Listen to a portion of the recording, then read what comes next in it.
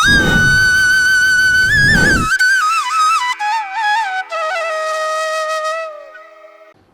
Suresh YouTube channel நேயர்கள் அனைவருக்கும் வணக்கம். குரு வக்ர பயிற்சி பலன்களை இந்த பதிவின் மூலமாக பார்க்க இருக்கிறோம். ஒவ்வொரு ராசிக்கும் குரு வக்ர பயிற்சி பலன்களை பார்ப்போம். அப்படி ஒரு யோகமான அமைப்பு. கொஞ்சம் அலைச்சலை கொடுப்பார், மன உளைச்சலை தருவார். உங்களை மன உளைச்சல் தர மாதிரி சில நிகழ்வுகள் நடந்துவிடும். உங்களுடைய கௌரவம்னு சொல்றீங்க, அந்த கௌரவத்திலும் தலையில் அடிப்பார். அப்ப திடீர்னு வட்டி கட்ட முடியாது, ஒரு வண்டிக்கு இஎம்ஐ கட்ட முடியாத சூழலை ஏற்படுத்தி கொடுக்கும். சனி வக்ரத்தில் தான் இப்ப இருக்கிறார். மீண்டும் சனி 6ஆம் இடத்துக்கு வந்து விடுவார். உங்களோட வக்கீல் யாரு அப்படின்னா, கன்னி ராசிக்காரர்களுக்கு குரு வக்ரம் எப்படி இருக்குன்னு பார்க்க இருக்கிறோம். கன்னி ராசிக்காரர்களுக்கு குட்டி 7.5 அப்படின்னு சொல்லக்கூடிய 6ஆம் இடத்து சனி, அடுத்து 7ஆம் இடத்து கண்ட சனி, 6ஆம் இடம் என்பது கடங்கார சனி, 7ஆம் இடம் என்பது கண்ட சனி, கணவன் மனைவி உறவுகளில் சிக்கலை ஏற்படுத்தக்கூடிய சனி, 8ஆம் இடம் என்பது அஷ்டமத்து சனி. இந்த குட்டி 7.5 தொடங்கியிருக்கு. 6ஆம் இடத்து சனியில் சனி வக்ர காலத்தில் இருக்கீங்க. ஆனால் குரு யோகமாக இருக்கிறார். ஓடிப்போனவர்கள் 9ல் குருன்னு குரு பகவான் யோகமாக இருந்து பலன்களை வாரி வழங்கி கொண்டிருக்கிறார். இந்த நேரத்தில் அந்த குரு பகவானும் தன்னுடைய பார்வையை வக்ர காலமாக அக்டோபர் 15 2025 பிப்ரவரி 11 வரை 120 நாட்கள் வக்ர காலத்தை நிகழ்த்த இருக்கிறார். இந்த வக்ரகாலம் என்பது கன்னி ராசியில் பிறந்து ஜனஜாதகத்தில் குரு வக்ரம் என்று உள்ளவர்களுக்கு மட்டும் யோகத்தை தரும். குரு பகை என்று உள்ளவர்களுக்கு யோகத்தை தரும்.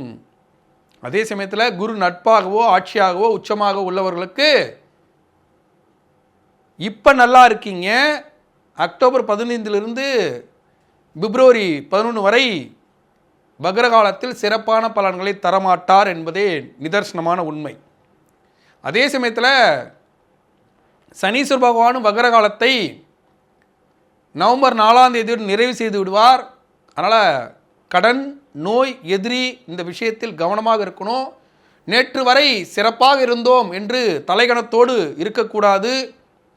எதையும் விட்டு கொடுத்து போகணும். அடுத்தவர்களோட வாக்குவாதத்தில் ஈடுபடாமல் இருக்கணும். அதே சமயத்தில் இந்த வக்ரகாலம் என்பது ஒரு தற்காலிகமானது தான். பிப்ரவரி 11க்கு பிறகு மீண்டும் குரு பலத்தில் வந்து விடுவார். ஆனால் குரு பலத்தில் வந்தாலும் நீங்கள் கடன்கார சனியில் தான் இருப்பீங்க. இப்போ சனியும் வக்ரமானார். குருவும் நேரடி பலனாக 9ஆம் இடத்திலிருந்து பல நல்ல பலன்களை வழங்கினார். அதே போல் வழங்கி விடுவார் என்று எண்ண வேண்டாம். சனி பலமானது குறைந்துவிட்டு வெறும் பிப்ரவரி 11க்கு பிறகு மே மாதம் வரை 9ஆம் இடத்து குருபலம் மட்டுமே இருக்கும். 9ஆம் இடத்து குருபலமாக கோச்சாரத்து பலனாக உங்களுக்கு வழங்கக்கூடிய நல்ல விஷயங்களை வழங்கி விடுவார். ஆனால் இப்போ இந்த வக்ர காலத்தில் உங்களுடைய வருமானத்தை குறைபாடு செய்வார். கொஞ்சம் அலைச்சலை கொடுப்பார், மன உளைச்சலை தருவார். கொஞ்சம் பின்னடைவை தந்தாலும் பழைய கஷ்டம் என்பது இல்லை. முழுமையாக கஷ்டமும் போயில்ல, முழுமையாக லாபமும் வந்துடல. சமாளிக்கும் திறன். வட்டி கட்ட முடியல, இப்போ வட்டி கட்டலாம். அதே போல் நோயை முழுமையாக தீர்க்க முடியல, ஆனால் மருத்துவம் செய்து கொள்ளலாம். எதிரியை முழுமையாக வெல்ல முடியல, ஆனால் சமாளித்து விடலாம் என்று பயணப்பட்டு கொண்டு இருக்கிறீர்கள். அதில் உங்களை மன உளைச்சல் தர மாதிரி சில நிகழ்வுகள் நடந்துவிடும். மன கஷ்டம் வந்துடும், பண கஷ்டம் வந்துடும், குடுக்கல் வாங்கல் பிரச்சனை வந்துடும். நிதானமாக இருந்து ஃபஸ்ட்டு என்ன பண்ணுவாங்க, சனீஸ்வர பகவான் என்ன பண்ணுவாங்க, உங்கள் ஈகோவை தான் டச் பண்ணுவார். உங்களுடைய கௌரவம்னு சொல்கிறீங்க, அந்த கௌரவத்தில் தலையில் அடிப்பார். சனீஸ்வரோட வேலையே அதுதான். அப்போ நவம்பர் 4ஆம் தேதிக்கு பிறகு சனி வக்ர காலமும் முடிஞ்சு நேரடியாக 6ஆம் இடத்து சனி ஆனப்பட்ட ஒரு வேலையை காட்ட ஆரம்பித்து விடுவார். அதில் வக்ர காலமும் குரு வக்ர காலமும் தொடங்குறதால குடுக்கல் வாங்கலில் பார்த்திங்கன்னா நேற்று வரைக்கும் இப்போ நீங்கள் வட்டி கட்டிக்கிட்டு இருக்கீங்க. அப்போ திடீர்னு வட்டி கட்ட முடியாது, ஒரு வண்டிக்கு இஎம்ஐ கட்ட முடியாத சூழலை ஏற்படுத்தி கொடுக்கும். இஎம்ஐ கட்ட முடியாமல் அவமானத்தை கொடுக்கும். அப்போ இந்த இஎம்ஐயில் வாங்குகிற விஷயத்தெல்லாம் சரி பண்ணிடணும். ஒன்று முழுமையாக இப்போ ஏதாவது பணத்தை ரோல் பண்ணி டக்குன்னு என்ன பண்ணணும், முழுமையாக இஎம்ஐ க்ளோஸ் பண்ணிடணும். அப்போ மாதத்தவணை விஷயத்தை சரி செய்து கொள்ள வேண்டும். இப்போ இந்த நேரத்தில் வரக்கூடிய வருமானத்தை வைத்து குரு வக்ர காலத்திற்குள்ள மாதத்தவணையான விஷயங்களை சரி செய்து கொண்டீர்கள் என்றால் அது உங்களை அவமானப்படுத்தாது. அதே போல் அதுக்கப்புறம் வந்து பிப்ரவரி 11க்கு பிறகு மீண்டும் குரு வக்ரம் நிறைவு பெற்று மீண்டும் குரு வந்து விடுவார். அப்போ வந்து கொஞ்சம் நீங்கள் இந்த இஎம்ஐ கட்டுறது, நகைக்கு வட்டி கட்டுறது, கடனுக்கு வட்டி கட்டுறது என்று நீங்கள் உங்கள் வாழ்க்கையை நகர்த்தலாம். ஆனால் சனி வக்ரத்தில் தான் இப்போ இருக்கிறார். மீண்டும் சனி 6ஆம் இடத்துக்கு வந்து விடுவார். பாக்கிய பஞ்சாங்கப்படி அடுத்த ஆண்டு டிசம்பர் 25, 2025 தான் சனி 6ஆம் இடத்துலேருந்து 7ஆம் இடத்துக்கு பயணம் செய்வார். அதனால் எச்சரிக்கையாக இருக்கணும். இந்த எச்சரிக்கையான நேரத்தில் நீங்கள் செய்ய வேண்டியது என்னென்னா, சனீஸ்வர பகவான் என்பவர் போலீஸ்காரன் மாதிரி. நீங்கள் ஒரு குற்றவாளி போலீஸ் ஸ்டேஷனில் வர சொல்கிறாங்கன்னா நீங்கள் போனீங்கன்னா என்ன பண்ணுவாங்க, போலீஸ்காரன் கூப்பிட்டு என்னடா தப்பு பண்ணு பொட்டுன்னு அடிச்சிருவாங்க. அதே மாதிரி சனீஸ்வர பகவானை போய் நீங்கள் வணங்குனீங்கன்னா வாடா ஒன்றை தான் தேடிட்டு தான் அடிச்சிருவார். அப்போ நீங்கள் என்ன பண்ணணும், உங்களோட வக்கீல் யார் அப்படின்னா கால பைரவர். அப்போ 6ஆம் இடத்து சனியில் இருக்கக்கூடிய கன்னிராசிக்காரர்கள் கால பைரவர் வழிபாட்டுக்கு போயிடணும். நேராக சீர்காழி புறப்பட்டு போயிடுங்க.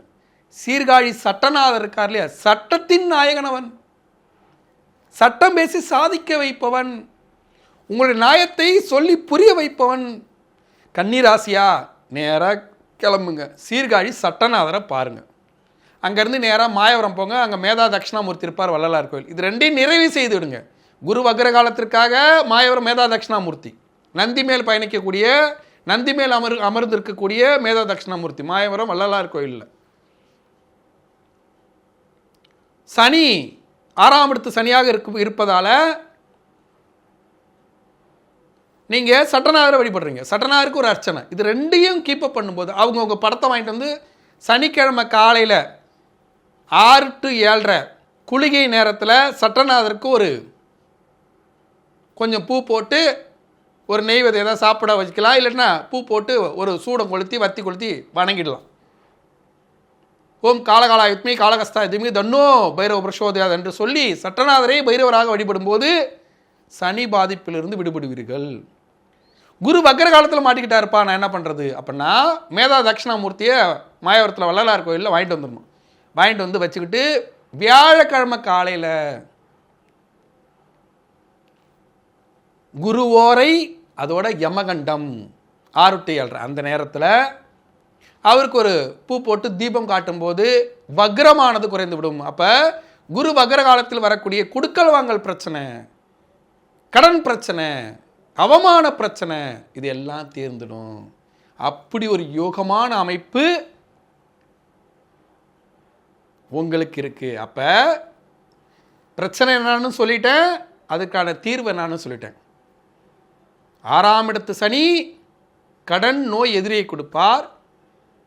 9ஆம் இடத்தில் ஓடிப்பனுக்கு 9ல் குரு அப்படின்னு சொல்கிறது, ஓடி போய் 9ல் குருவாக இருக்கக்கூடிய குரு வக்ரமாகும் போது வக்ர பலனாக சில தீமைகளை செய்வார். அவற்றிலிருந்து காத்து ரட்சிப்பதற்காக மாயவரம் மேதாவ தட்சிணாமூர்த்தியை பார்த்துக்கணும். இது ரெண்டையும் சரியாக செய்யும்போது சீர்காழி சட்டநாதர் அருளாலும் மாயவரம் மேதா தட்சிணாமூர்த்தி அருளாலும் கன்னிராசிக்காரர்கள் இந்த கஷ்டமான காலத்தை கடந்து வந்து சிறப்பாக வாழ வாழ்த்துக்கள்.